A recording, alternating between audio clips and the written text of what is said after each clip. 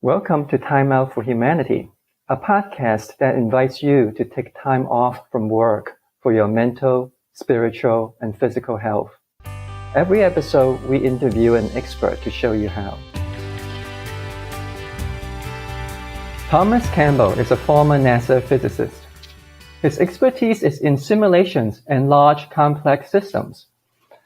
He's also a consciousness explorer who teaches people how to meditate, grow up, and become love. His groundbreaking research unifies physics and metaphysics, mind and matter, the normal and the paranormal. Recently, he designed a set of physics experiments that would revolutionize our understanding of reality. The design was published in a peer-reviewed journal of quantum mechanics. His book, My Big Toe, has been translated into several languages. His YouTube videos have inspired millions to live wisely and courageously. To work with Tom directly, please visit mbtevents.com. Hi, Tom. Hello, Andy. Welcome back. Oh, thanks for inviting me back. So it must have not been too bad last time since you invited me back again. It was phenomenal. I learned so much. Our listeners learned so much. So since the last time we talked, we created a Discord group. Discord is a live chat software, and we have 200 members. So they submitted some questions for this interview, so I'm going to present them to you. Mm-hmm. Okay, so the first question is from Amanenser77. Amanenser77 says, I have heard Tom saying time and again that we learn from interacting.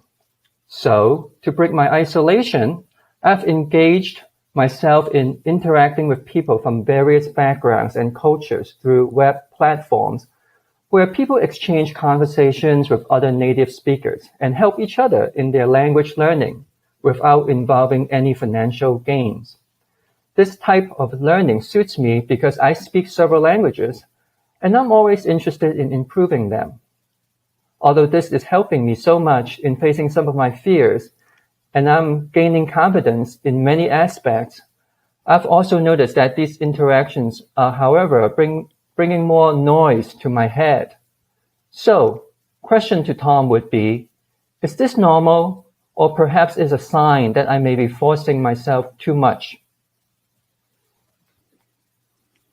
Okay. Well, that noise that's being brought to your head, that may be part of the learning process for you.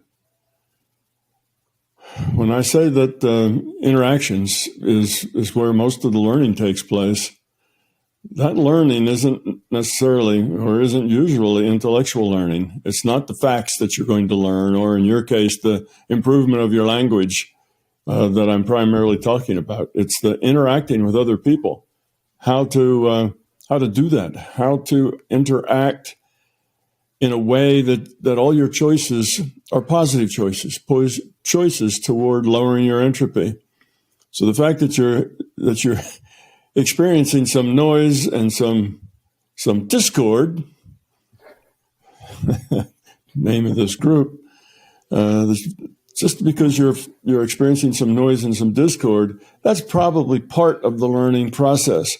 Not that you're pushing it too hard. Well, you could be pushing it too hard, but probably not. Dealing with that discord, dealing with the noise, dealing with the problems and the issues, dealing with the egos, dealing with the fears, dealing with everybody's beliefs, that's where the learning comes through. It's not so much in what these other people will teach you intellectually, it's what you'll learn from having to deal with a bunch of other people. Because other people will be full of fear, they'll be full of ego and full of beliefs. And you have to negotiate that pathway with all of those potential, bombs, or buttons, we might call them, that are on different people without setting any of them off by making your interactions positive and caring And that's the challenge, just to mix it up. And the closer you get to those people, the more challenging it is. You know, the people that challenge us the most in relationship are the ones we call our significant others. Those are the ones that give us the biggest challenge, because we interact with them very deeply. You know, it gets to be very personal there. If it's just a meeting you go to and a bunch of people that you're kind of friends with, well, that doesn't get but so deep. But still, you have to deal with their egos and their fears and their beliefs. So it's getting out and mixing it up with the general public, you know, with people, and in having deeper relationships is where the challenge comes from. You know, it's that significant other that's going to challenge your ego more strongly than probably anybody else. And you challenge their ego probably more strongly than anybody else. That's the nature of relationship. So relationship is a very growing thing. So what about when it is time to step back? Because Amanensa says, am I forcing myself too much? And oftentimes we see people forcing a relationship. And so is there a time to say, look, I might be forcing myself too much in this relationship, and I need to step back. I might need to get a divorce from a best friend or from a partner. How do we know when that's the time? How do we know that I'm not just giving up, I'm actually doing myself and the other person a favor? Okay. Well, if you're forcing a relationship, that's generally not a good thing. You know, forcing anything is not a good thing. You don't evolve by employing, you know, control, power, and force. That's the old ethic. That's the ethic of the warlord, right? That's the ethic of, I want things to be my way, and if they're not my way, then you have to change. See, that's the self-centered approach: is control, power, force. You don't want to force anything. You have to let things develop naturally, and if they don't develop naturally, well, you'll have to let that be too. So if it doesn't really work out and it isn't something that develops naturally, then you just let it go. So if you're in a relationship and you want to differentiate the point to where you're working on it to the point where it's better to give it up, well, look at the potential of it. It's not so much exactly where the relationship is now, because relationships always change. They're never the same. Relationship is a dynamic thing. And many of us are looking for a static thing. We're looking for the thing that makes us feel good, and we just want that feel good to just keep on feeling good forever. But that's not what relationships are all about, because people are constantly changing. So relationships are constantly in flux. Look at the potential for that relationship. That will tell you how much you should invest, as opposed to whether it's time to stop throwing good after bad and you know, time to exit. Look at the potential. And when I say potential, I don't mean potential for you to get what you want. That's your ego. I mean potential for you to grow. What's the potential for your own growth? What's the potential for you getting rid of your fear, your ego, and your beliefs? If the potential is high, then that's probably a good relationship. Even if it has pain associated with it, it's probably a good relationship if you're learning, if you're growing. If you're not learning and growing, and matter of fact, you feel yourself going backwards, you know, you're finding yourself angry all the time, and you decide you want to change yourself so you're not angry, because anger is your choice. It's not something somebody does to you. It's something you choose to be. So if you're just not being successful, you know, you are failing and then continuing to fail, and despite your best efforts to grow, you continue to fail, then that's probably not a good relationship for you to be in. It may be that the change that you would have to undergo is more change than you're ready for, more change than you're willing to take, because change is scary. Change requires courage. Change requires work. It requires effort. So if you're not ready to do that, then Maybe you need an easier relationship, one that's not so challenging. There's good news and bad news there. I should say that blade cuts both ways, and that is that if you have a relationship that's not very challenging, but nice, well, that sounds good, but you probably won't learn much. You probably won't grow up much in that situation. It may feel good, but it's not going to help you grow very much. If you're in a relationship that is very challenging, then your potential for growth is higher, but there's going to be some turmoil in it because growing, changing has turmoil associated with it. It's hard to do that without some turmoil going on, at least on the sidelines. So that's the way you look at it. Say, what's the potential? Is this something I can grow up to do, or is this something that's way over my head? I need to go back. I went right from step A to step D, and I skipped B and C. I need to go back and learn, B and C before I'm able to take on D. And that may be wise. You may need something simpler or something easier. You're not quite ready for that challenge yet. Well, in which case you should, start something else. Don't continue to bang your head against the wall if you're not getting anywhere. That's not profitable either. So look, Andy, I'd say look at the potential, your potential for growth. Do you have the ability to grow up to the challenges that you're meeting? Can you deal with them?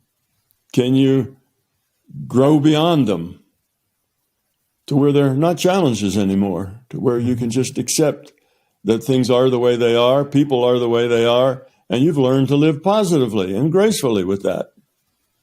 You see? So you can almost make any relationship, if it's not really, seriously dysfunctional, you can probably make almost any relationship a positive thing. It's possible. But some people are ready to do that and others aren't yet. Now, I look back in my life and I can see a string of relationships. Each one prepared me for the next one.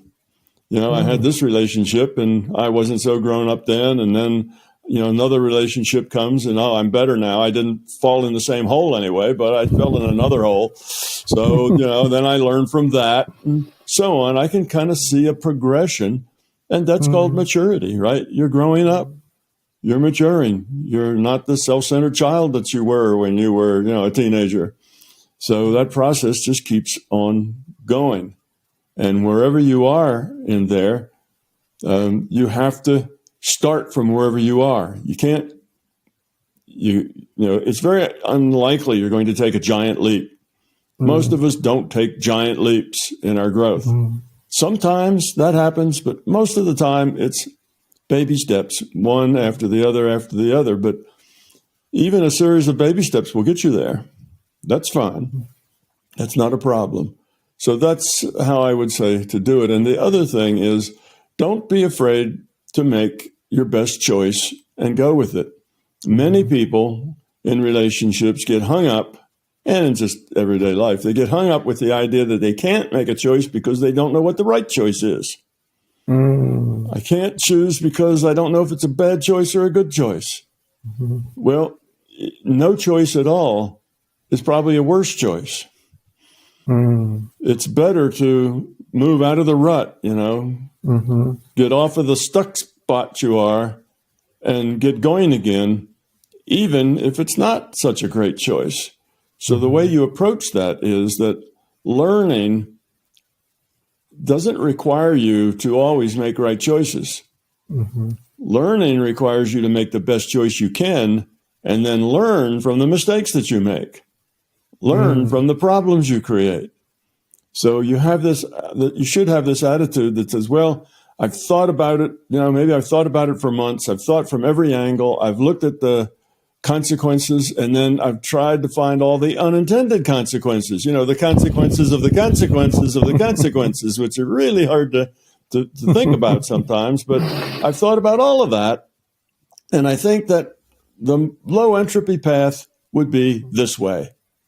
And you think about that for a while, you meditate on that, And when that seems to settle in as the low entropy path, then you just do it.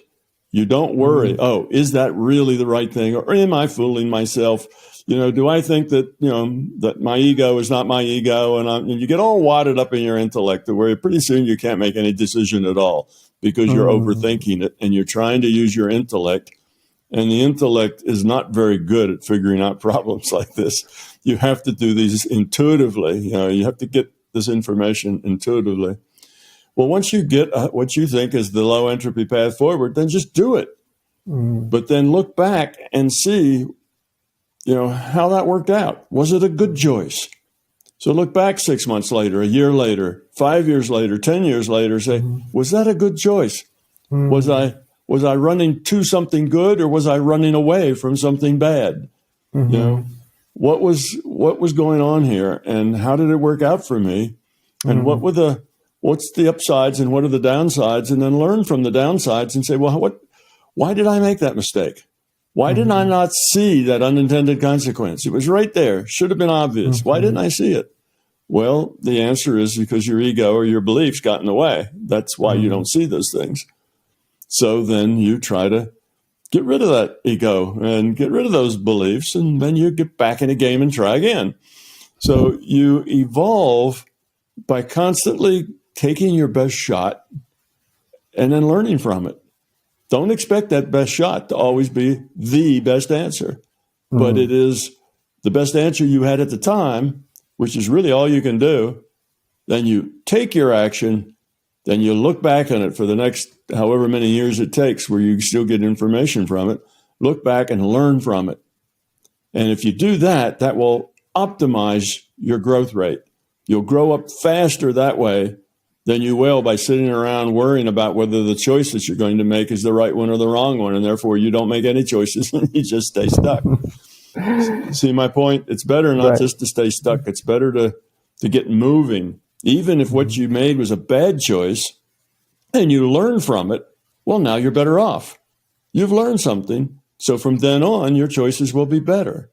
So see, you're better off even from a poor choice if you can learn from it. Speaking of entropy, that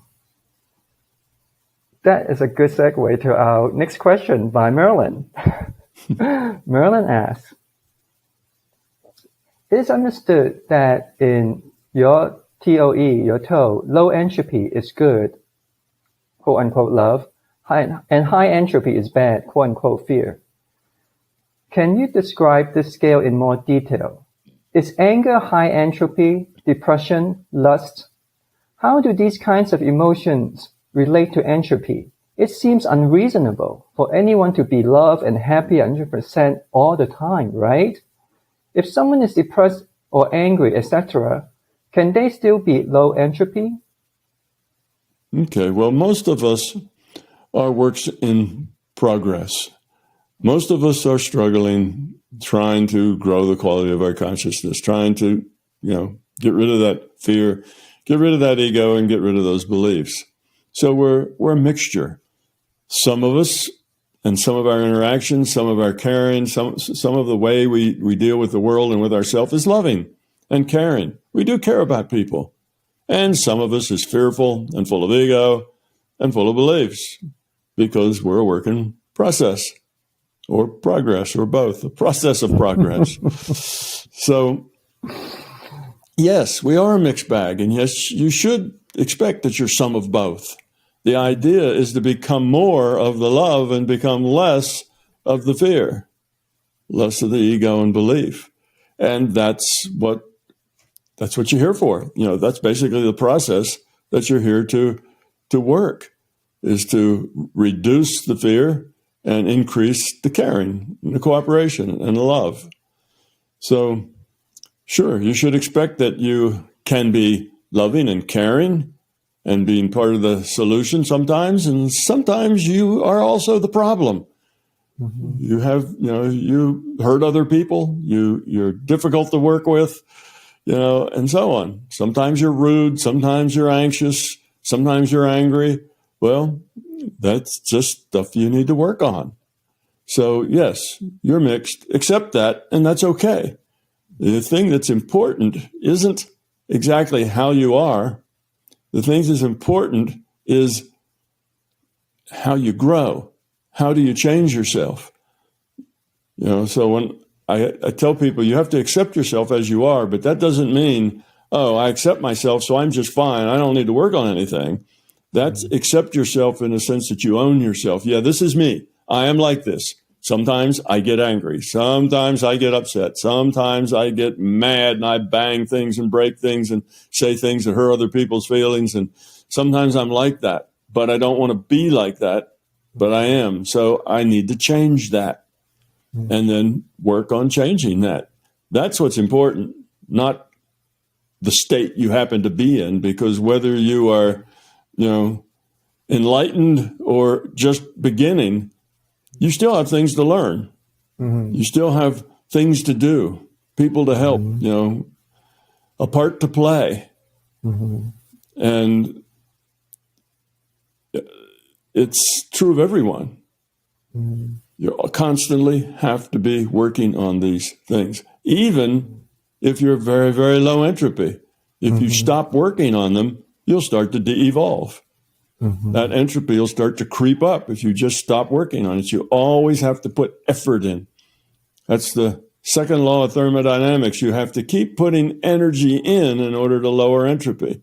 Mm-hmm. If you don't do anything and you just sit there, entropy by itself will start to grow.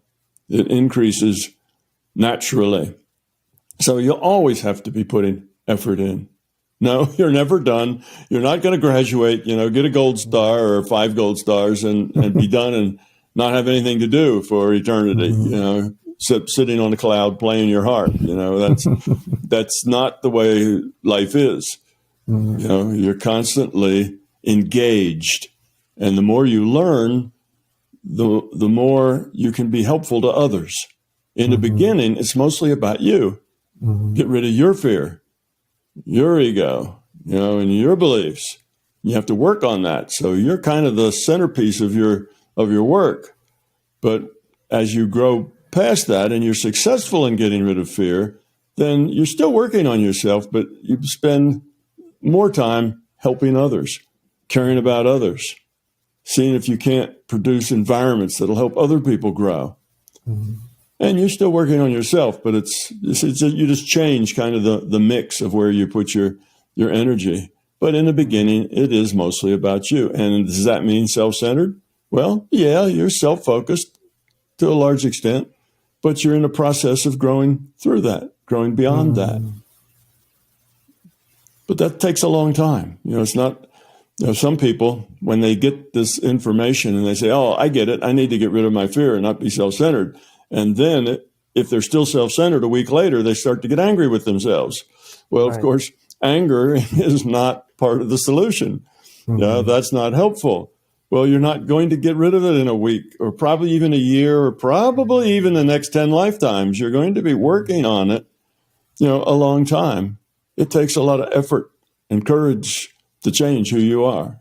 It's just an uphill struggle. It's not a simple thing to do. You have to really, really want to do it. Mm-hmm. If it's just like, yeah, it'd be nice, I would like to get rid of my fear, nothing much will happen. But if you really, really want to get rid of it to the point you think about it all day, every day, that's in the back of your mind, I don't want to be that way, then you will change. But until you get to that point, then you're not really ready yet for change. So, speaking of... Yeah, sorry. Go ahead. Now, well, I think, did I answer that question? Yes, you answered it, because you basically said, at least to me, you said that people can be low entropy but still have feelings of anger or depression. But that just means that they have more work to do. Yeah. And it's not a, one time, once you're enlightened, then you're playing harp on the cloud and that's it, right? So now you're expanding your circle to help others, and there are challenges, when you expand your focus to help other people. Sure. So I believe you answered that perfectly.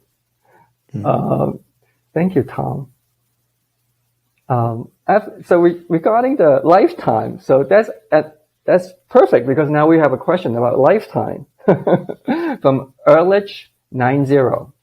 So he asks, when we reincarnate, after physical death, do we come back in roughly the same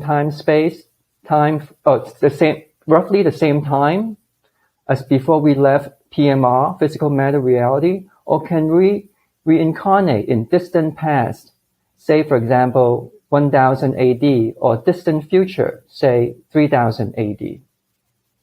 Well, that one's easy to answer, and that is time passes, linearly. You cannot go back and incarnate in the past. You cannot incarnate into the future. You incarnate wherever it happens to be at the time when you decide to incarnate. That's when you do it. Time goes forward. Otherwise, we would have a deterministic reality where the past, the past is what it is, and the future is all determined. There is no choice. We're not making choices. Well, if that's the case and it's deterministic and there are no choices there, the future's already done. So I go live in the future. The future's already a done thing. It exists and I can go play in it. Well, if it's deterministic, then you can't grow up. You can't change. Everything is just the way it is. And you are too, just the way you are. It would seem unreasonable to think, well, I'm the only one that isn't trapped, in this deterministic system.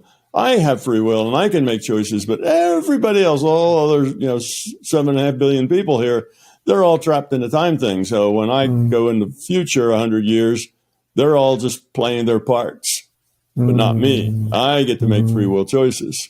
Well, I don't know that any one individual should ever feel that special, that they are the center of all the universe and everybody else is there just to serve their needs. I would think it makes more sense to let determinism go and say, well, that doesn't make any sense because everything's done. So what's the point? There is no point if everything's done. No growth, no evolution, no change, nothing, no choice. But what about those people that say, "Oh, I remote view into the future, and I saw this"?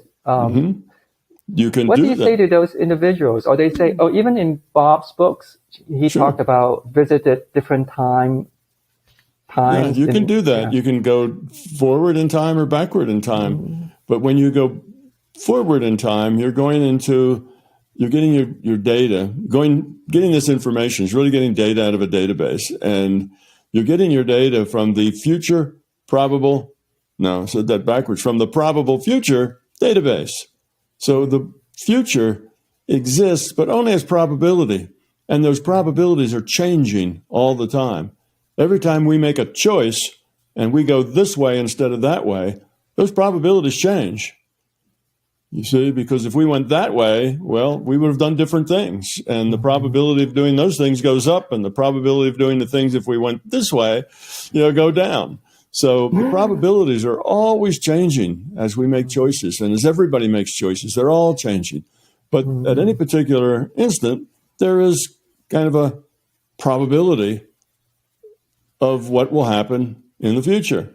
Now, that probability, if it's only 10 seconds from now, that can be pretty strong because it's not too hard to guess what's going to happen 10 seconds from now. We can do that pretty well. 10 seconds from now, I'm going to be sitting here in this chair talking to you. Oh, I must be amazing. I can tell the future, but it's only 10 seconds. So that's easy. And the further out you go, the more difficult it is. So you go out, years or months or decades. Now those probabilities are, they are probabilities, but they're likely to change. So we can go see the future, but that's not exactly what has to happen.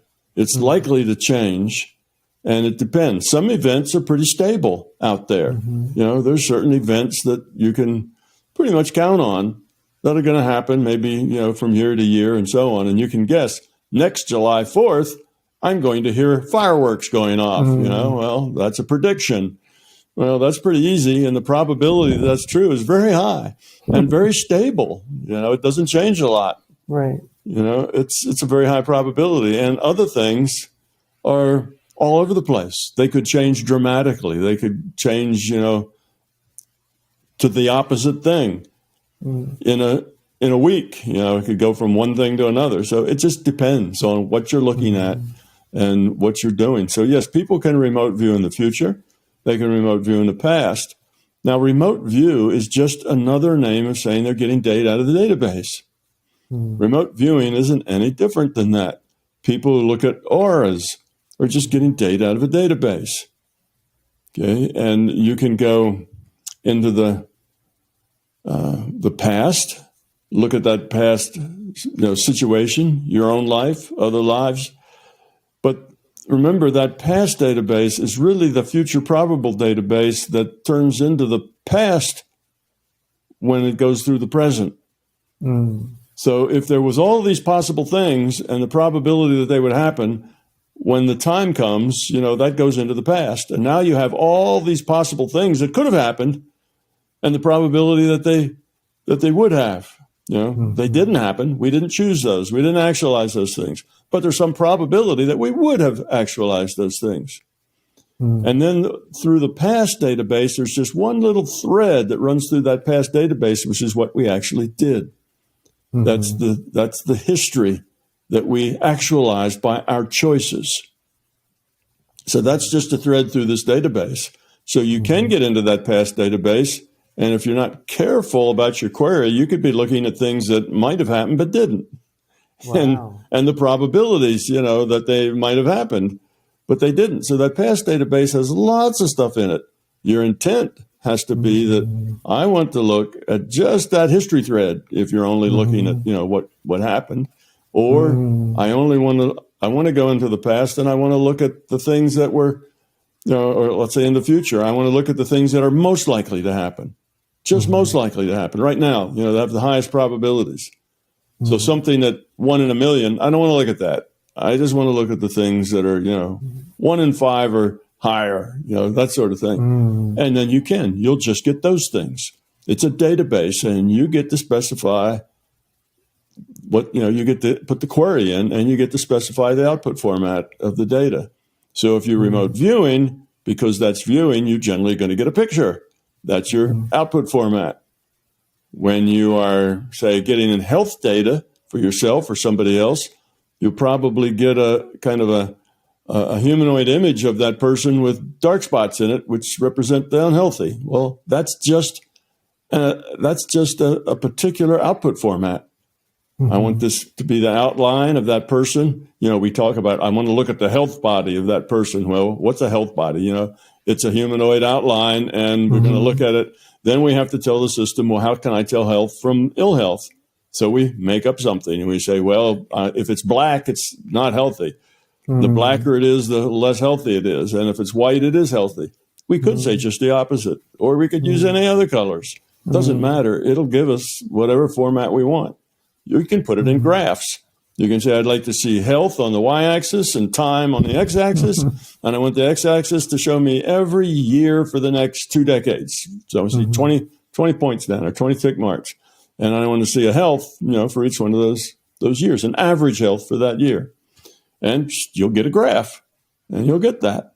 So the databases are really very, very easy to work with in the sense that anything you can think of that you can specify logically, you can get out of the database, including your own format, output format. So that's why people can get into the past and into the future, but you can't incarnate there. The past is just the past. It's history. You can't go there and live. When you go see that, it looks like there's people going through the motions of free will because you're seeing what happened if you're in the history thread, or you're seeing what is probable if you're not. So you're looking at that. And basically, you're looking at a display of the possibilities and their probabilities when you go into that database. Now, you can go to that history database and you can become a part of it. You can either look at it like you're watching a movie, or you can actually go into it and be a player. And you can say things and change things and go in and do something differently and watch how that difference makes a difference as it flows, from person to person. You can do those kinds of things. but you're not changing anything. This butterfly effect that Hollywood is so enamored with, you go back in the past and you change something. Everything changes in the present instantly because you changed the past. That doesn't work that way. It's just not that way. And the idea that you can, get in a time machine and go back to the past, and the past is still there, alive and living. You can go back and watch the dinosaurs, fight each other or something dramatic. You can go back and watch that movie. You can even be in it as a little caveman running around trying to not get eaten by a dinosaur. But you're not changing anything. You're just playing with the history. You're interacting with the database is what you're doing.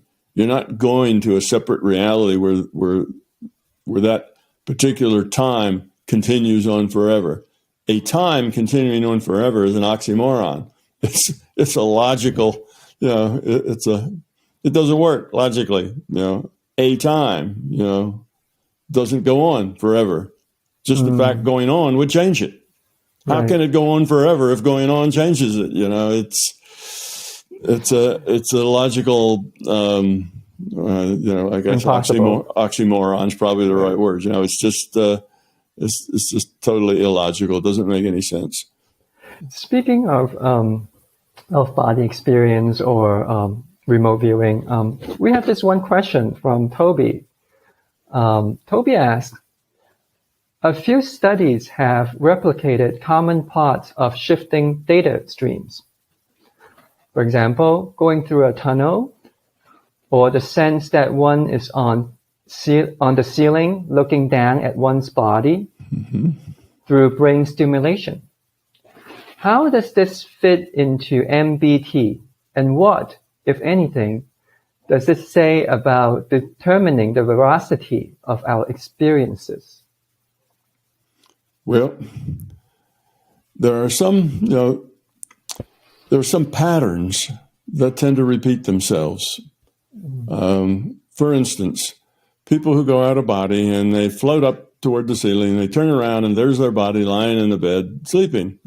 Okay. Right. Now, that isn't necessary to go out of body to do that or to see that.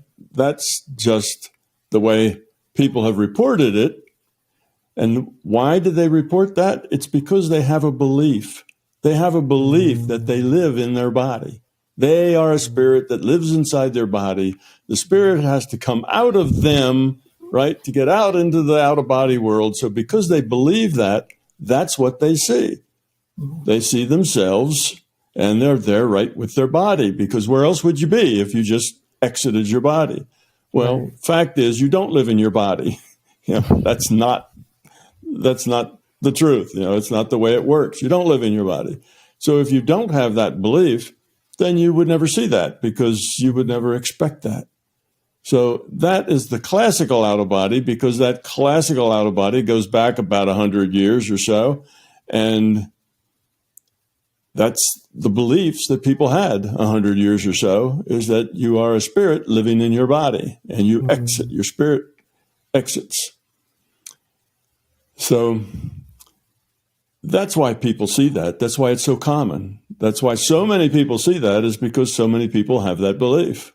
Now, when you find yourself let's say an NDE, where your body's dead for a little bit, and you find yourself somewhere else, and then you seem to be in a tunnel, and there's light out there, so you move toward the light, and you pass through a tunnel of some sort. Well, there's not tunnels in the non-physical, that people travel through. A tunnel is a metaphor for moving, for motion. That you have to move to get from where they are to where the light is. So when they move, they have to have background that's going by, So they're in this tunnel. That gives them, what do we call it? Contrast, context for their motion. Otherwise, if you're just in a, kind of a dark space, there's no context for motion. So you don't have any sense of motion, because nothing changes. Well, you need a tunnel or something that gives you the context of motion. Otherwise, you wouldn't be able to move toward the light, because that's your belief. If you don't move, you can't get there, because you're here and it's there. And the only way to get there, if you're here, is to move. Well, it doesn't work that way. In the non-physical, you just teleport. You just have an intention to be someplace and you are there. You don't have to fly or run or move, and you don't need a background to go by, as you go forward and that sort of thing. It's not necessary. But lots of people have a belief that if you don't move, then you're stuck where you are. So that belief turns into tunnels and other sorts of things, landscapes and other things where they have moving. So we have a lot of common beliefs. We have a lot of common metaphors. We have metaphors about, the cowboys in the white hats are the good guys, the cowboys in the black hats are the bad guys. All right. So when you meet people who are really good in a non-physical, they're white, they're full of light, they're brilliant white light. That's our metaphor for something good, right? You see an angel, what are they? And angels aren't dressed in black. Angels aren't dressed in navy blue, or even they don't wear red shirts or green shirts either. They're always dressed in white because white is pure and white is, anyway, you know what I mean? These are metaphors. And they're cultural metaphors that we have. And a metaphor is just, it's a belief, really. It's a belief in the way things are. So why does everybody see that those white glowing beings that are the amazing beings of love and so on? Well, that's how we interpret something that's amazing and feels like love. We make it white and shiny. So common beliefs, common metaphors, common ways of seeing the world. You go to different cultures that don't share our metaphors, and they would have different ways that they saw things according to their own metaphors. So that's why there's a lot of commonality in it. And if you dream, you have the same issue. People in their dreams to get someplace else often fly. But again, you just teleport. You just have a different intent and you go there. What is teleportation? It's not anything other than picking up a different data stream. I have a data stream here and I'm paying attention to it and I want to pay attention to something else. Well, I just grab another data stream. And in that data stream, I'm there. And in this data stream, I'm here. So it's not like you're going anywhere. It's all about information. So the information changes. So you just get different information. So now I have the information where I'm standing on the bridge. And the next instant, I get information where I'm standing on the, roof of a building. Well, it's information. So I call that teleporting, but it's not really some kind of magical, zipping from here to there. It's just you are different places because that's what's in your data stream for those different places. So one Discord member asked, and he didn't propose this question, but he asked this to the general public in the Discord group. He says, well, what happens, and I'm asking this question, he didn't ask me to ask you, but what you said inspired me to ask this question. He says, well, what happens when we're in point consciousness state? What happens when we want to go from the point consciousness to different places, quote unquote places? What happens in between? And from what you're saying, it seems to me you're saying whatever you expect happens. Whatever your culture dictates might actually happen. Yeah. Is there something like that? Yeah, well, that's partly true, unless that part that's doing the dictating is your intellect. If your intellect's doing the dictating, then nothing happens. Nothing happens at all. But if you are in your intuitive space, and for that to explain that, I'd have to say that you have every consciousness processes data in two different ways. They process it intellectually or logically, and they process intuitively. It's just two different ways of processing information. Okay, now if you process it intellectually, that's logic. Things have to make sense. That's things that are rational. Okay, things are causal. This causes that. And, we have this logical process of things. In intuitive space, things just are. They just happen. It's, you just know. When you get data from a database, you don't read it, you don't hear it. You basically just know it. It just comes to you as information that now you know, and a second ago you didn't. Same with the remote viewing. When you remote view, you're getting information, so there it is. All at once, it's just there. It's there's no process involved in it. It's beyond logic. It's beyond rationality. It's a different process altogether. Okay, so what happens is if you are in your intuitive space, not your intellectual space, if your mind is in the intuitive space, then pretty much, like you said, whatever you intend is what happens. If you intend to see the Eiffel Tower and count how many people are in the elevator right now, well, there you can do that. That's your intention. So you see that, you get that information. And you can get it visually, like being there, like a remote viewer, or you can get it in a chart, or maybe just a big number, 25, lights up. That's how many people are in the elevator right now. So you can get it in different formats. So that's if you're in the intuitive space. And if your mind is not full of noise, because if you have a noisy mind, then that noise is going to interrupt what you get. In that intuitive space, you need to have a quiet mind, a low noise mind. That means you don't have stray thoughts running through it all the time. Oh, gee, am I in the right state? Am I in point consciousness yet? Am I doing this right? Let's see, I can still feel my hands. Should I be able to feel my hands or should I not be able to feel my hands? And if you've got thoughts running through your head, which is your intellect trying to take charge and process the data, then nothing happens. You kind of stop that intuitive process. You only get that intuitive process when you're relaxed, when you're open, and when your intellect is being silent. When your intellect is quiet. And if you have the right intent, the right reason, the right intention, in other words, why do you want to see this thing or get this information? If it's something that's feeding your ego, well, then it's not going to work so well.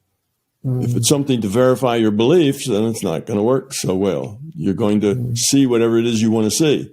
You're going to find whatever it is you want to find, because that's what you're doing. It's your ego that's in charge.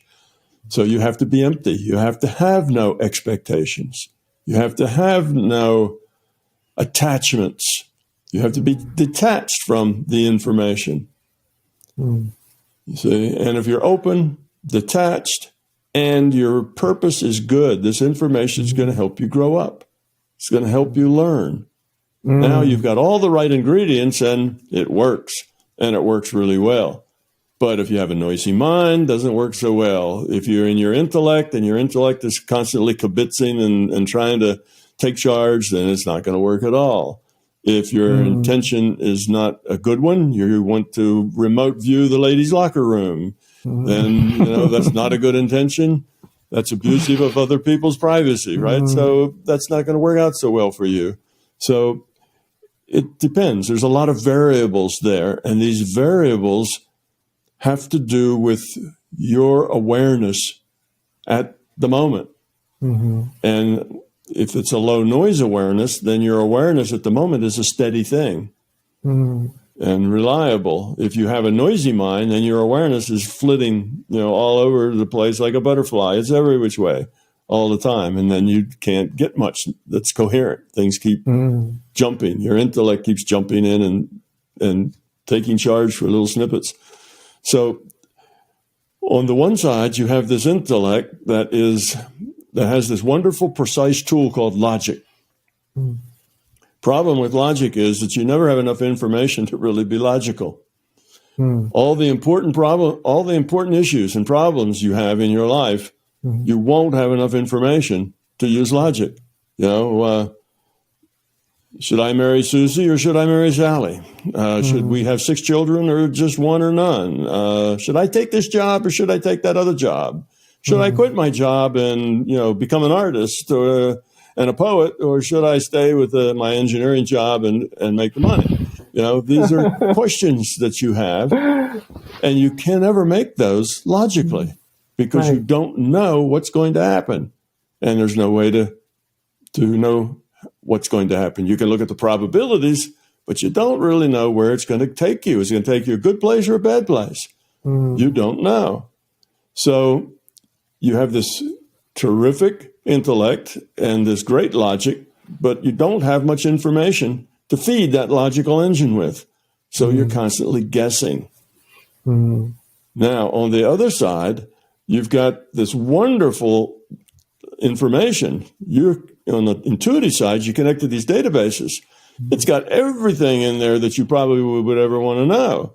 And it's precise and it's reliable and it's all there. But you've got this tool called your intuition that's a little ratty because you have to have low noise. You have to not be bothered. You have to not have any attachment to anything. You have to have no expectations. And that's hard to do because your ego is just full of expectations, and your beliefs are just full of, I know what the answer has to be because I have these beliefs. So you're just full of this stuff that gets in the way. So now we have the perfect source of data, but kind of a ratty tool that we have to access it with. Now we can make that tool less ratty just by developing it, by practicing it, by getting rid of our fear and our ego and our beliefs. Then suddenly that intuitive tool is even more accurate, more repeatable, more precise than what the intellect can do. But you have to develop that tool. Otherwise, that tool is just ratty and all over the place and very undependable. You see? So those are the 2 ways that we process the information. So it's that the intellect tends to be always in charge because that's how we live our life here in this virtual reality. That's how we make choices here. We look at we try to get as much data as we can, and then we take our best guess. We try to figure everything out. We think we're being logical, but we're not really being very logical. That's mostly an illusion that humans are logical things. They're not all that logical, but they want to be, and they pretend to be. They're mostly guessing. Now, very simple things, the logic works. Like, where are my car keys? Well, where's the car? Is it in the garage? Yes, then car keys must be in the house. Otherwise, it wouldn't have been driven home. Where was I last? Where did I go when I got out of the car last time? And what did I do? And what clothes were I wearing? What jacket did I have on? And, that's your logic. Can go through all this stuff, and generally it'll help you find your car keys. But that's a very trivial problem. What job should I take? Who should I marry? These aren't trivial problems. These are life-changing things that when you make your choice, your life will not be the same. It's going to change your life and the life of other people around you. It's going to make a lot of changes. Losing and finding your car keys isn't really going to change much, of anybody except maybe yourself, and only for a short time until you find them. So it's not very consequential. So that's who we are, and that's why we have these issues. Is that our intellect keeps jumping in front because that's what we're used to. Right? Just like I said, we have beliefs, like we're a spirit. We live in our body. That's why we are always in our bedroom when we get out of body, because we have that belief. Where else would we be? We'd have to be just there, probably floating right above our body if we just got out, because that's a belief. So, yes, people have a lot of common beliefs.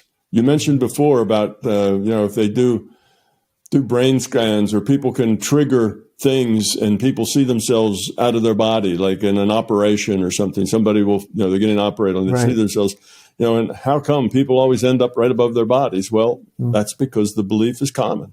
So it's not only out of body, other things will do that. People who take, what was it, this thing that dentists used to use, maybe they still do, nitric acid, I don't know, but it was used as an anesthetic. They breathe, put them out for a little bit, and a lot of times those people would find themselves bouncing around, in the office there where the dentist worked.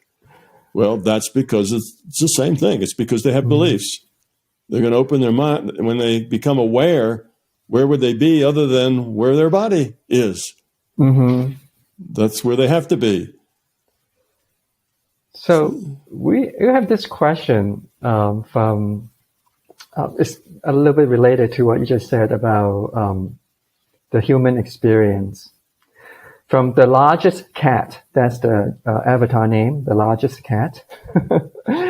And this question is a little bit complicated, so I would like you to unpack it a little bit before you answer it. So it goes like this.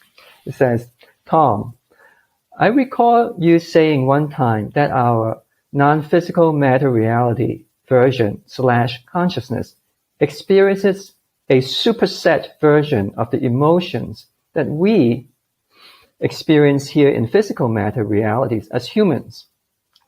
Because our central nervous system and general biology as humans, which would elicit the experience and emotions of human love, does not necessarily carry over to non-physical matter reality existence.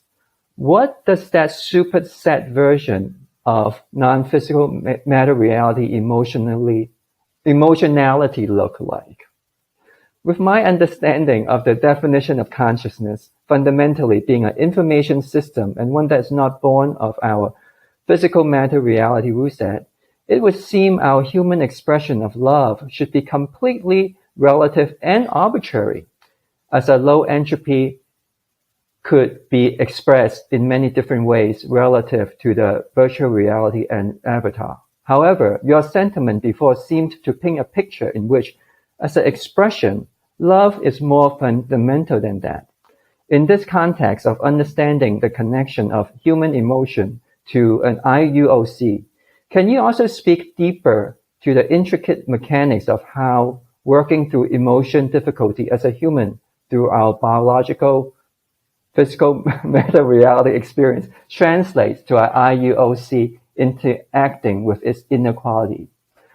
And it goes on. So, but I guess the question is, we have these emotions as humans in this reality. How does that benefit the IUOC that's up there or that's out there? How, and what is that superset of emotion that the oversoul or IUOC experience? That's the gist of the question that I got.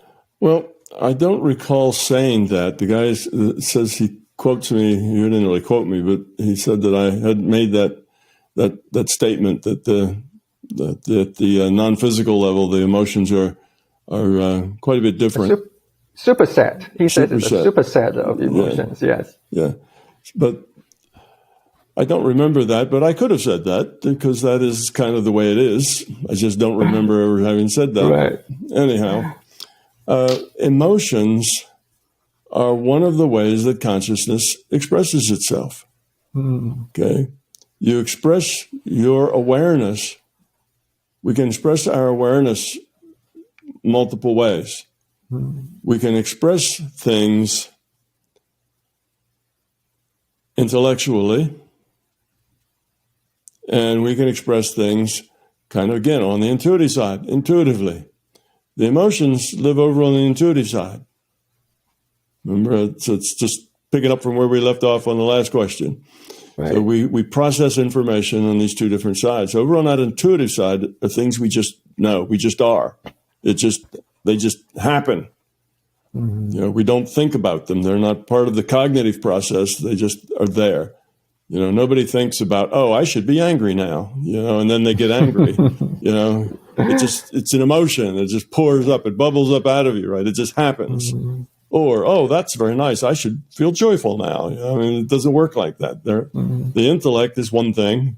The emotions and over on the intuitive side are a different way that we operate, that we express ourselves. So it's just a part of the way consciousness is and expresses itself. It can be rational and logical, which we call intellectual, and it can be feeling and intuitive. Okay, now, the core of us, which I often call the being level, That's just who we are at our core. That is on the intuitive side. That who we are at our being level is really us on the intuitive side. Because on the intellectual side, we don't know who we are. We're so confused about who we are because we have an image. We think there's ways that we should be. We learn by our culture how to be polite, how to smile even when we don't feel like smiling. We say please and thank you. And we have all these little polite things that we do that are just acting. They're not us. It's our image. We act that way. Us inside is kind of a different person. It's a little more raw and a little more, a little more wild, I guess, than that sedate, polite person on the outside.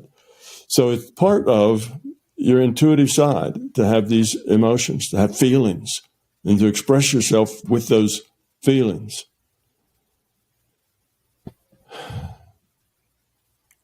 Now, what about this idea of the superset? Well, when you're here, you have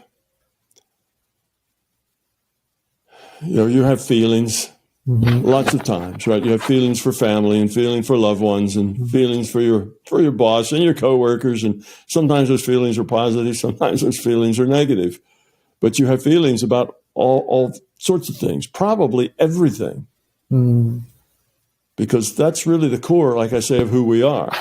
Now, on top of that, we have an intellect, and we think about things, and we come to conclusions, and we come to beliefs, and we come to, we express our ego in terms of self-centeredness. So we have that as well. Now, when you're in the non-physical, you take along with you whoever you are. So you're in the non-physical, you're out of body now, and you're that same person. You're just not in that body anymore. So all of your intuitive side, including all your feelings, go with you. They're part of something there.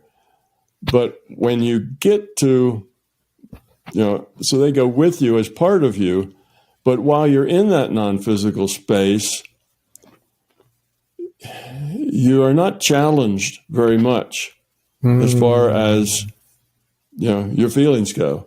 Everything's pretty even there.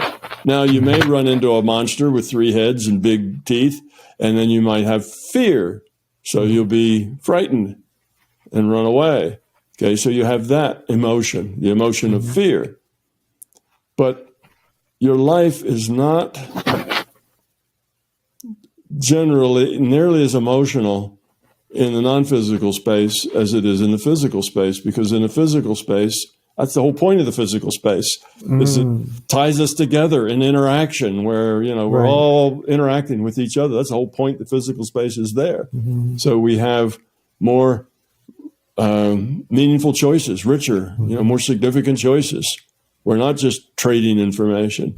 We're interacting with each other. We're expressing our ego and our fears and our beliefs with each other, pushing each other's buttons. We have that sort of thing going. In the non-physical, it's generally not like that so much. So the non-physical in general is the superset. In other words, that's the bigger thing. It contains the smaller thing, the subset. So the subset has the potential just to be very emotional and go through a whole series of emotions, even though even though the superset doesn't exercise those very much. They're there, they're available. They just don't get exercised a whole lot. But then we come to this virtual reality. Now that part of us does get exercised a lot, and we become very emotional. And here, love, as there, can be just the way you are, as this person said. It's just the way you are. You care about people, and it's not something that you particularly do. You don't have to go up and kiss each one of them on the cheek. You just care about people. And it's just that simple. And you have love in your heart. You'd like to be part of the solution. You'd like to help. You like to make yourself available to and useful to others. And you just do that. You're not pushy. It's not, hey, back off, let me help. That's not that sort of thing. It's just, so the love is there, but it's really doesn't have to be focused at anything or anyone. It's just the way you are. And we have that here. Not so much, because not so many people are that grown up, but we do have that here to some extent. People are like that. At least we all have our moments of feeling like that, perhaps, even if we don't feel like that very often. But those are the feelings of a low entropy consciousness. Now, when you get here, you have a lot more going on emotionally, because you have a lot more interaction, a lot more stuff. You have more things to wrap your ego around, more things to believe than you had when you were, in the non-physical. So that's one way to look at it. Yes, the superset has it all, but doesn't necessarily exercise it all very well, which is why the simulator had to be created in the first place.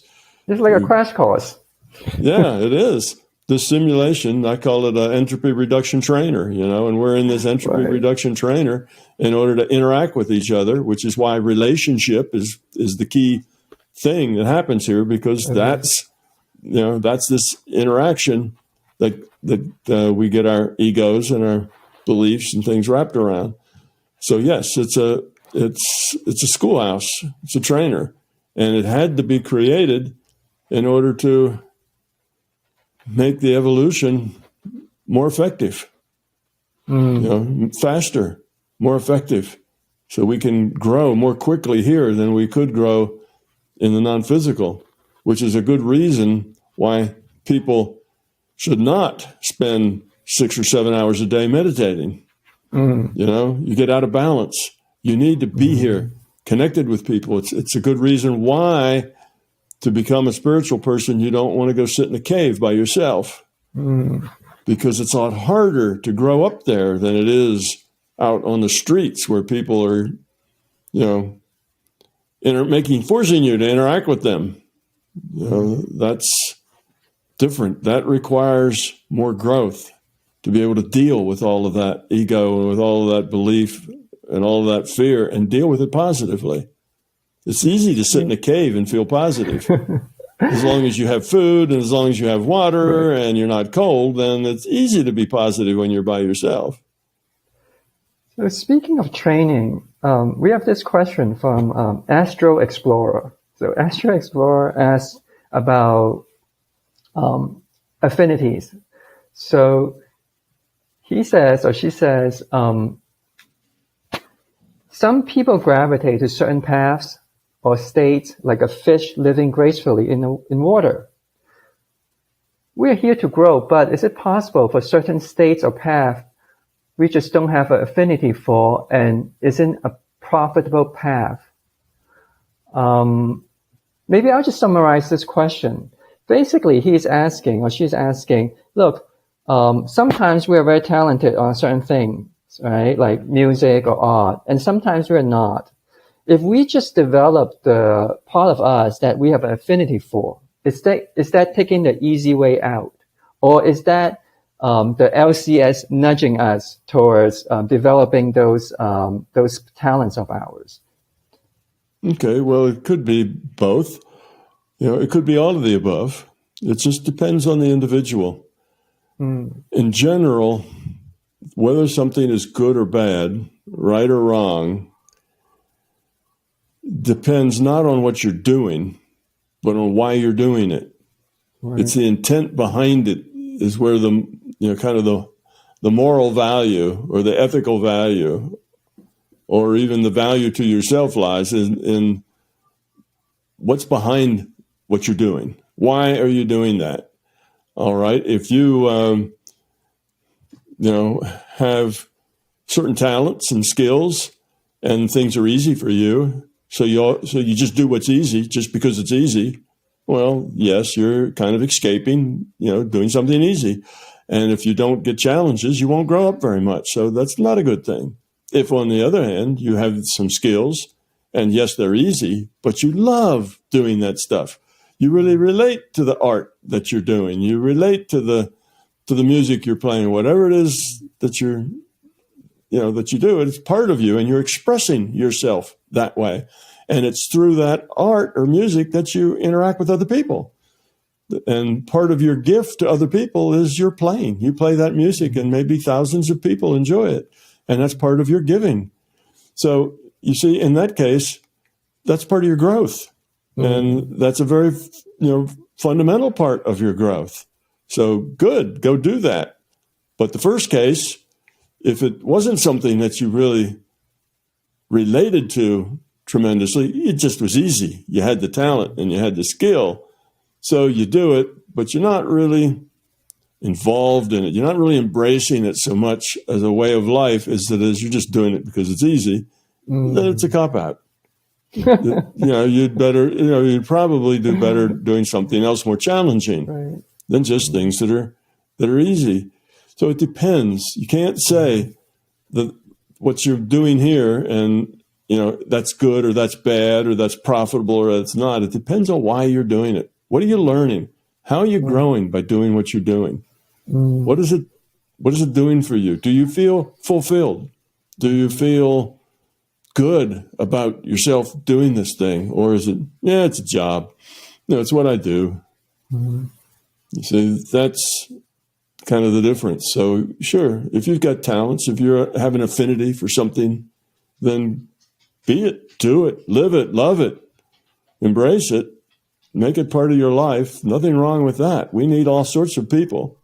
And if you happen to be naturally good at something or have affinity for something, then you have more gifts to share than the average person in that area. So go share those gifts you've got. But if you're doing that, you should be happy with it. You should feel fulfilled doing it. It should be a good life. But when we start doing things just because, we have to pay the rent, well, a lot of us are in that boat. We take a job. We don't love the job. We don't even like the job. We don't like the boss. We don't like the people we're working with. But we get up every morning and go anyway because we have to pay the rent and put the kids in school and, buy food. We have these things we have to do. So we go do the job, and we don't, we work to live. We don't live to work. Well, if what you're doing is something you love, then there's no distinction there. You work to live and you live to work. It's all one thing. So that's nice, but everybody won't find themselves in that circumstance. Most people will find themselves in the circumstance that they work to live. They don't live to work. They do their work because that's something they can do that pays the bills, and bills have to be paid. So that's not a bad thing. It just means that you realize it, accept it, and stop fussing about the boss and the coworkers and all that stuff, and just accept it and be positive about it and say, okay, this is what I need to do. So you go do it, and you do it well, and you interact with people, and you make it something positive. Turn it into something that is okay. And if there's people there who are nasty and belligerent and whatever, well, that's a good lesson. You learn to deal with them positively. Oh, this is a good job. It's really teaching me a lot of things. I have to learn to get along with abusive people. All right, let me figure out how to do that. And you work on that. And see, you can be positive in really any situation. You can grow in almost any situation. Here's a situation that Astro came up with. Astro, not Astro Explorer, but Astro, a different user. So he has this question about what happens after we die. And I'll summarize the question. So basically, he's telling a story. He says that he has a friend who is very good at out-of-body experience. And this friend can create these worlds out of body. And so Astro wants to know if that is indeed the case, what we can do after we die. After we die, can we just create our own world? If that's what you'd like to do and that's what you want to do, well, you can just go do that. But you'll find that probably very unsatisfying after a bit. Now, really, this friend of Astro who goes out of body an out-of-body is mostly a single-player game. Mm-hmm. So when you go out-of-body, you let go of this data stream, which means you stop processing your sense data. You let go of this data stream, and you connect to some other data stream. Well, where does this other data stream come from? Are there just loose data streams hanging around out there that you can grab hold of? Mostly, that's not the way it is. Mostly, the system sends you a data stream. Now you're in a single-player game. It's just you. Now, there may be other entities in the game, but most of those are probably going to be NPCs, just like in single-player games that you have now. You're a single-player game, then there's other things in the game. There's monsters and other stuff and ghosts that float around. There's all kinds of NPCs that are generated by the computer. So most out-of-bodies are single-player games. It's not so much that Astro's friend creates realities as the system hands him a data stream, and that data stream has potential for his friend to grow. In other words, just like here, we are in this entropy reduction trainer, we have a lot of potential to grow. We interact, we do things, we see things, we interact with things, and we grow by our choices. Same thing when you're out of body. And out of body, you go places, you see things, you interact, you make choices, and you grow, you evolve or de-evolve according to the quality of the choices you make. So it's a different space, but similar in that we're doing the same thing. Dreaming is another. When we dream at night, in our REM motion, right, for our eyes start to flutter around and we dream. It's the same thing. We go and we are now aware in another reality system, a different virtual reality from either this virtual reality or the out-of-body virtual reality. And we're in a different reality and we get to make choices. And by those choices, we evolve or de-evolve. So we work all the time. You work at night, you work during the day. Anytime that you are experiencing, you're basically working on evolving yourself or de-evolving yourself, depending on the quality of the choices that you make. So that's really what's going on with this out of body. Your friend's getting a data stream. Now, if your friend doesn't do much with it, if he just like he's just like a tourist, oh, well, that's interesting, and he doesn't actually interact with it, then he's wasting a lot of opportunity. Those sorts of things, you need to embrace what happens in there. You need to interact with it. You need to get involved. You need to whatever, because then you get richer choices. If you don't interact, then your choices are all kind of mundane and don't have a lot of content and significance to them. But we can create realities, yes, and we do that all the time. We call those daydreams if we create them in the daytime, and we call them night dreams if we create them in the nighttime. But not all of them are us creating them. I guess I should say this. There's 3 different sources of data. You can get data from the larger conscious system. You can get data from some other IUOC, some other consciousness, and you can get data from yourself because you are conscious. Consciousness can create information. It can receive and it can create and send information. So those are your 3 sources. And any experience you have is a virtual reality created by information coming from one of those 3 sources or from a combination of those 3 sources. So you can just use your imagination to create any reality you like. And here, if you do that now, well, your body has certain responsibilities here, right? You can't just sit and get lost in your imagination because you'll have to get up and go eat a sandwich, or somebody calls you, or you have to interact with other people, or you need to go to the bathroom. You got all kinds of things pulling at you. So you can't get lost but so much in your daydream. When you're in non-physical, that's not the case. If you want to sit and create a reality, hey, have at it. You won't have to eat a sandwich or go to the bathroom, either one. You can just daydream. You can just make up a reality and live in it if you like. But what happens is that after a while, those tend to be very limiting. They don't challenge you. You don't learn much.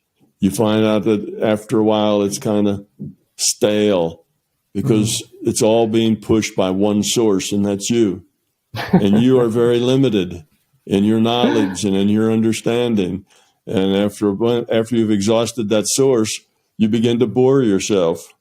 And then you start thinking, gee, I need to get back to work and learn. And then you get out of your daydream and you go back to the transition reality and say, okay, I'm done now.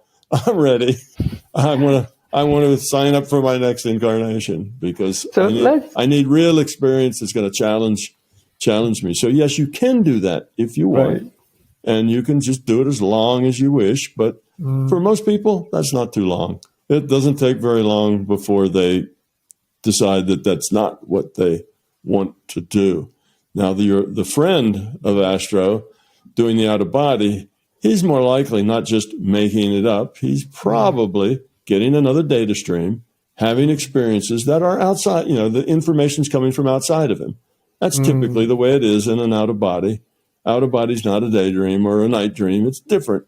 Mostly you're getting another data stream that's being handed to you by the LCS. That's typically the way it is. But yeah, after you die, if you just want to sit and daydream, sure, as long as you want. There's no time test. Nobody's going to tap you on the shoulder and say, don't you think that's enough? Nobody's going to bother you. You can just go do what you want. But it's just not very satisfying compared to getting back in the simulator where you have lots of unknowns, things that you don't generate, things that other people generate. Now you just have to deal with it. You have to deal with other people, not just yourself. That's much more interesting. So Astro has a second question, and thanks for answering that so well, Tom. So the second question is also about after death. He asks, if someone is born in this physical matter reality, if they're born blind and deaf, does that mean that they cannot hear or see in the afterlife? Well, it may affect it somewhat, but no, it doesn't mean that at all. If you have Alzheimer's here, and you can't remember who you are, or none of your family seem like they're familiar to you, and you're just kind of deteriorating as an Alzheimer, that doesn't mean your consciousness, is lost and has Alzheimer's. Your consciousness is fine. It's just that the biology limits what the consciousness can do, with that avatar. So if the avatar has Alzheimer's, then the consciousness can't do much with it. It's hard for it to function. It's like working a sim character that is disabled in some way. You get a sim character with no arms. Well, how are you going to open the refrigerator door? It's a problem. So you just can't do it. You just have to wait for somebody else to do it for you. So there's less and less you can do as a player when you have a character that is debilitated. But that doesn't mean that there aren't a lot of choices. Somebody with no arms has a whole set of choices that they have to make that somebody with two arms never has to make. So in a way, all of those can be very rich. But that's not the case with Alzheimer's. Alzheimer's doesn't give the person a whole new rich set of choices. Alzheimer's is just kind of a wasting disease of the biology and the consciousness.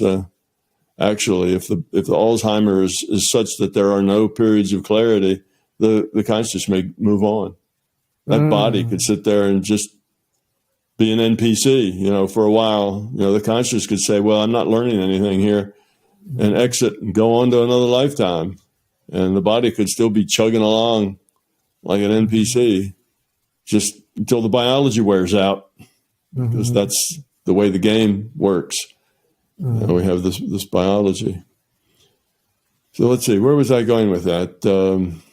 Remind me of the question again, and I think there was another part to that. I think you already answered it. You're basically saying that just because someone's born deaf or blind here, that doesn't mean that they'll stay that way after death. They can see, they can have visuals, and they can have sound. Yeah, the one thing is if you're born that way and you don't have any experience of the other, then It's just like when you go out of body and you find yourself looking at your body because you have this belief.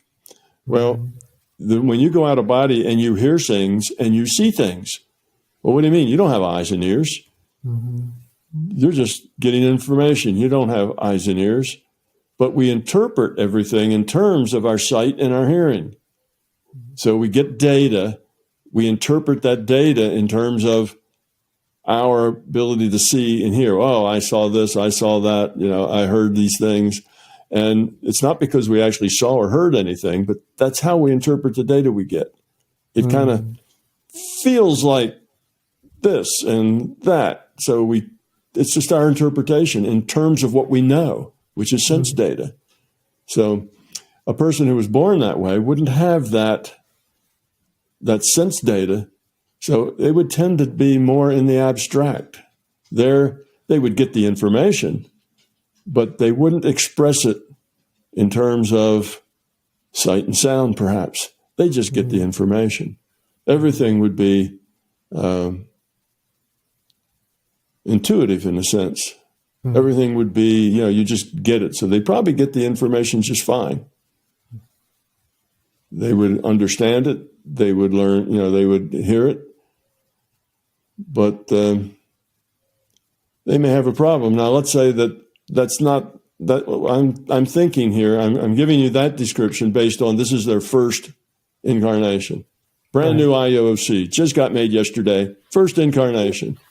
Yeah, they may have a little trouble because they wouldn't have this way of interpreting the data. But if they'd been around a couple of times where they weren't born blind and deaf, then they would have all that information would be there in their IUOC. And they would be able to pick it back up, very quickly. Just the fact that they had one lifetime like that isn't going to erase all the past data, So in that case, they would have all that information that they could translate to sight and hearing. But when we interact in the non-physical, we interact telepathically. We don't talk to each other. We don't see things. We're really giving people pictures, and we're giving people ideas and feelings and information. They interpret the pictures. They interpret the sound. So we're telepathically connecting with them. So you have to have an experience of sound and pictures to do that, but unless you just got created as an IUOC and this is your first time, there really won't be a problem when you're in the non-physical. Your IUOC would have all that information that it would need.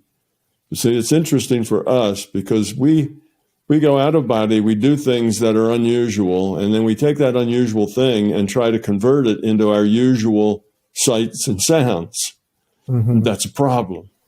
So mostly what we say is our best guess at what it seemed to be like. So when you talk to people who are out of body, typically they have trouble telling you exactly what it was that happened. If they don't, then it's probably because the system is giving them a data stream that has everything well defined for them in terms they're used to. Then everything's perfectly clear. Oh, there's a building.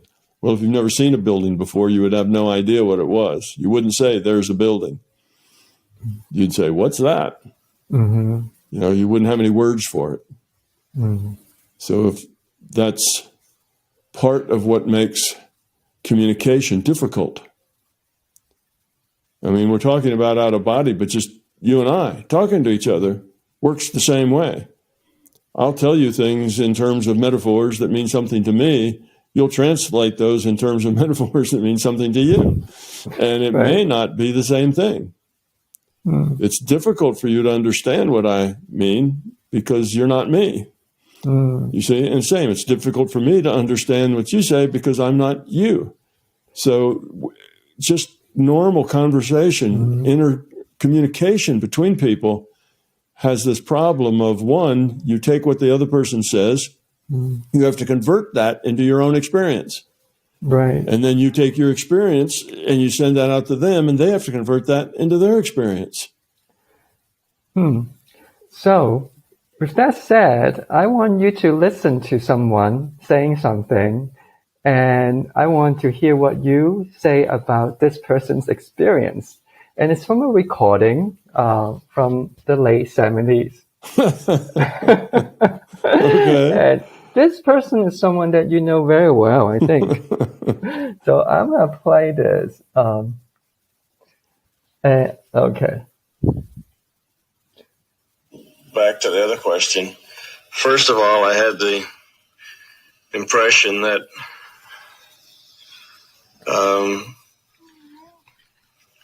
the physical matter reality, and as much of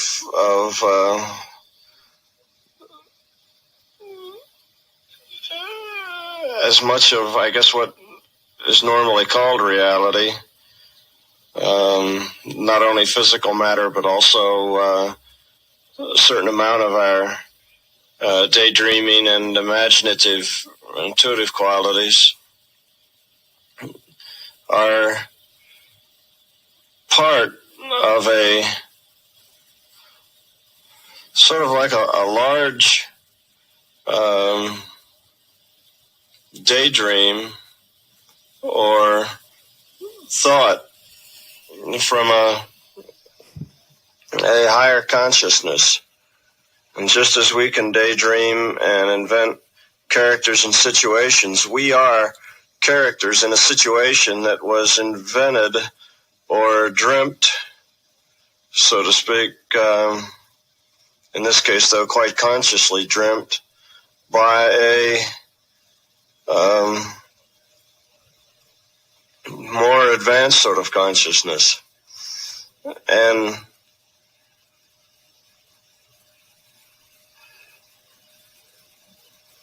the part that we have to play in this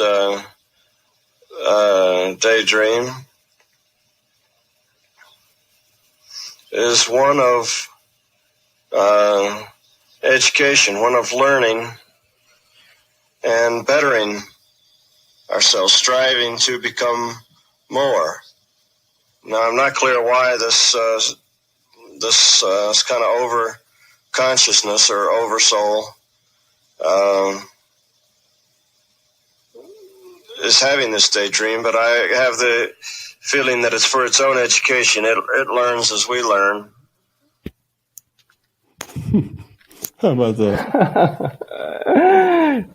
So in this case, that reason may not apply because that is you. Yeah. So tell us about this recording. I love this recording, by the way. I love this segment. It's so beautiful. So tell us a little bit about this. Notice the voice is struggling to try to find words to, to put this into language. And that's just what we were talking about just before you played that. And that is, yes, I was there in a booth, and Bob was in the control room, and he was asking me what I was seeing and what was going on. And obviously, the LCS was giving me some information about how reality worked. And it's funny, all the things that I was being told there were true things. That's how it works. But I wasn't to figure it out and put it in a model till some 30, 40 years later. But, there it is. I was being, it was all being explained to me. Of course, the metaphor was that, it's sort of the old thing, I dreamt that I was a butterfly, dreaming that he was a man. Am I the butterfly or the man? Yes. Yeah. Zhangzi said that. Yes. Yeah. So it's back to that same idea that there's this. I didn't call it larger conscious system because I didn't have that metaphor then. Mm-hmm. But yes, there's this larger conscious system, and I didn't know why it was doing that. In this case, I said, I'm not quite sure what its point was, but now I do. It's about evolution, lowering entropy. Mm-hmm. It had to break into pieces. It had to have the dream to break into pieces so that there were more potential in what all those pieces along with it could do together, as opposed to just one thing. So it wasn't See, I didn't understand that either, but that was what I was getting, that there was some reason that it felt like it had to do this. And I thought it had something to do. It was getting something out of it too. Well, it was. It's evolving as well as we're evolving with it. So see, I'm getting little bits and pieces of the answers. I wasn't able to put it together into a model until much, much later. But sure enough, that sounds like one of the probably many hundreds of tapes, some of which survived. Actually, a small percentage of them survived. Bob would put these on. He bought the cheapest cassettes that money could buy. These were like $2 cassettes that he got from Radio Shack or something. They were really cheap because he was just going to use them like this. They were short little cassettes. Just go for an hour, maybe as long as our sessions were. So he'd get a session and he'd label it and he'd throw it in a box. And he didn't know exactly why it was being kept or what function it would do or whether anybody would ever listen to it. But that was just recording, keeping data, right? We were in the lab and we kept track of what we said and what was going on. So he'd put a tape, throw it in a box. And eventually, after he passed away, we found these big boxes full of tapes, hundreds and hundreds of tapes sitting in these big boxes. And by then, only, I don't know, I was told at one time, but something like only about 20 or 30% of them were actually usable. They were too old. The cassette tape only good for about 15 years before they start to oxidize, and these were more like 20 years old or so. So more recent ones, I guess, were still there. Others that were at the bottom of the barrel and didn't get a lot of, didn't get sunlight or other kinds of things or much air circulation. They probably degraded slower. And so they found just a percentage of them that they could copy and put them into digital format, which of course will last forever. Digital format doesn't degrade with time. So in any case, so that was one out of my past. Yeah, I've got, years and years of doing that like 3 times a week for an hour or two each time. So literally many hundreds of those audios. But that's interesting that I was being given the basically pieces of the model. I just didn't understand why it was that way. To me, it was just, okay, these are assertions that it's sort of like this. And the metaphor was that it's a consciousness that's dreaming us. Well, we're subsets of that larger consciousness system is the way I'd say it now. And, we're IUOCs, individuated units of consciousness, but it's all the same thing. We're all in the mind of the LCS. The LCS is a mind. It's an information system that has thoughts in it. When you said we're all in the mind of the LCS, when I listen to that recording, I feel so much love. I feel this intense, unconditional love that we're all in the heart of LCS. It's a very beautiful moment when you said that LCS, or at that time the Oversoul, Overlord, dreamt us for our benefit. And did you get that taste of love? Do you remember at that time or was it all information, all just binary, dualistic information, messages? Or did you get the intense feeling of almost divine love? I did get the feeling that this was being done purposefully. It wasn't just something that randomly happened to happen. It was done purposefully. And that the system that was the source was very benevolent, obviously, and was also getting something out of it as well. It was part of its process. Right. We were kind of part of its larger process. So I had that. So yeah, I did get a sense of something larger, something benevolent, something caring. I had those senses. I don't know that I was, overwhelmed with the feeling of love, but I did have all of that, all of those senses there. you have to remember, I was 20-something and a physicist. So I tended to work through the intellect more. Right. I was more trapped in my intellect at that time. But yeah, it was interesting. I'm glad you played that. That was fun to go back, sometime in the early 1970s to hear that. But the thing that got me immediately was the voice that was trying to interpret what it was getting into words, and it's like dragging, it's like trying to drag that out. But it was because you get all this in feeling space. This is all intuitive, right? This is the intuitive me. I'm out of body. I'm not in my intellectual side. I'm in an intuitive side. I'm not getting this intellectually. I'm getting it all intuitively. And it all is coming as feeling and just knowledge and information. It's just there. And now I have to convert it into English and talk to a microphone to try to make it sound coherent. When for me it's just this sense of knowing and feeling. So that's what the struggle was, in the voice. Yeah. Trying to do it was trying to translate what you get at an intuitive level into a literal, intellectual level, sentences and words that mean something into metaphors that are worthwhile, and struggling to find the right things to convert feelings into words and knowing into words. I didn't get it as words. Nobody said, "Oh, I am the oversoul. I'm the big consciousness, and I'm dreaming you guys." And I could say, "Oh, it's a big consciousness, and it's dreaming us." It wasn't like that. Speaking of struggling, I'm sorry. Go ahead, please. No, that's all right. I'm done. Speaking of struggling, on the MBT, the Discord group, there were several conversations about struggling during meditation. Now, in the end of your book, the MBT trilogy, you said, when you go out of body, tell others that Uncle Tom sent you. Uncle Tom sent you, and I'll leave the lights on for you. And so to me, that's a way that you're offering help to people who are explorers, who are exploring.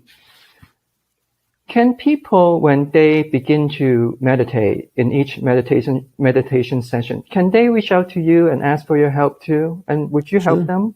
Sure, absolutely. That's why because I said so that many at the people book. Struggle.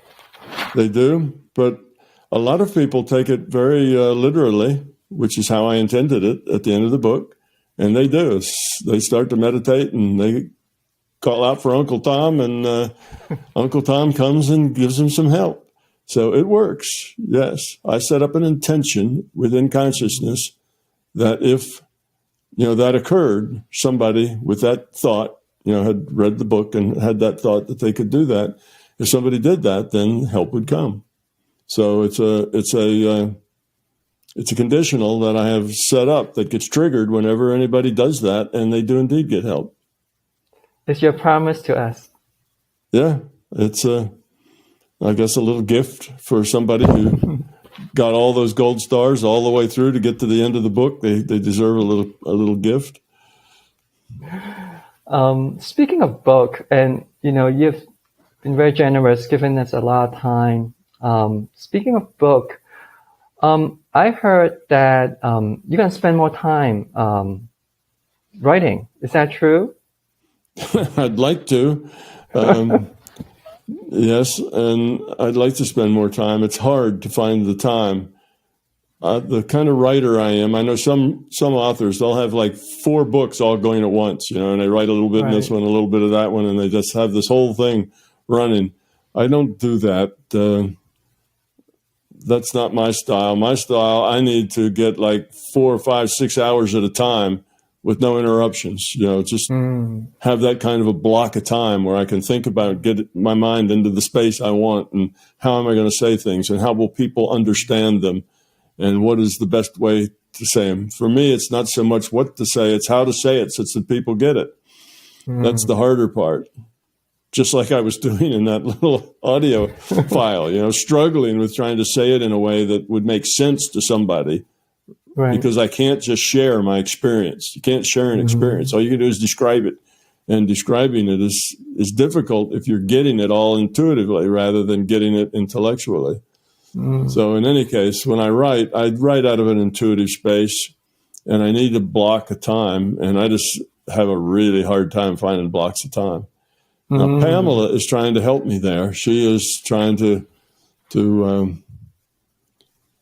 block off days and things, that I can do that kind of thing.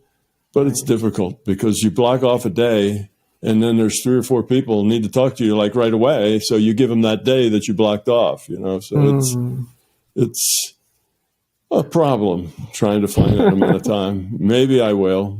That's just not what I'm doing now. I'm interacting more than I am writing.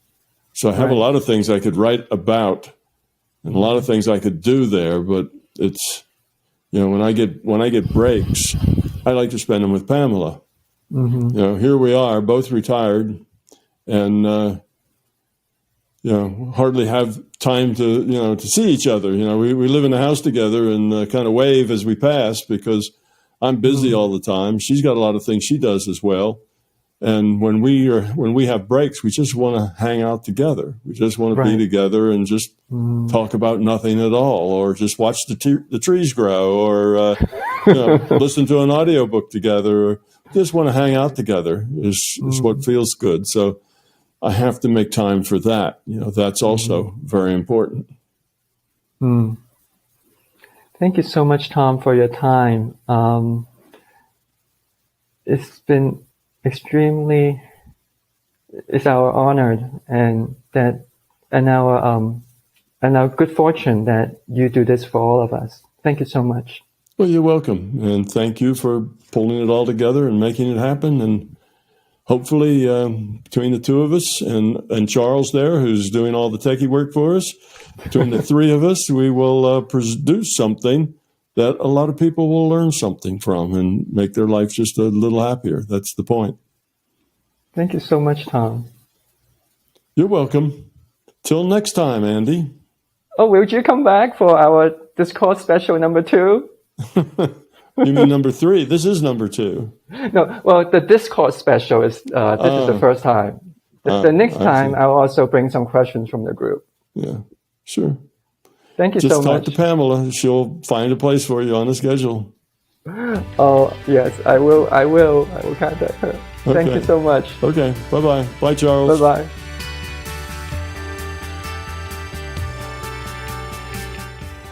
To learn more about Time Out and NIMSA, go to nimsa.me. Join our social media and continue the conversation on Time Out for Humanity. Let us know what topics you would like us to cover.